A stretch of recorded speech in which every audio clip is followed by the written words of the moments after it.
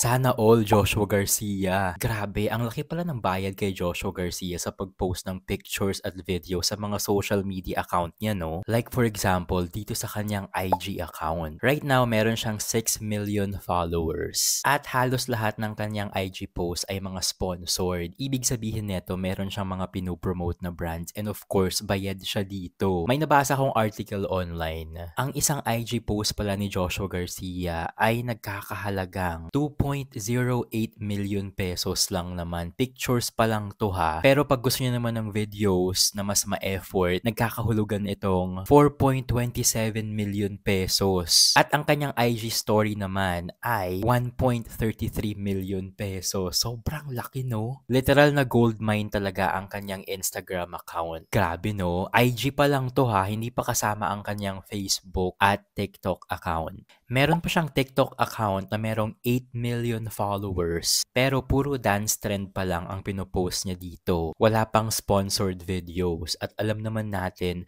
na mas malaki ang rate dito sa TikTok. Especially na meron na siyang 8 million followers na mas mataas compared sa kanyang IG. Kaya naman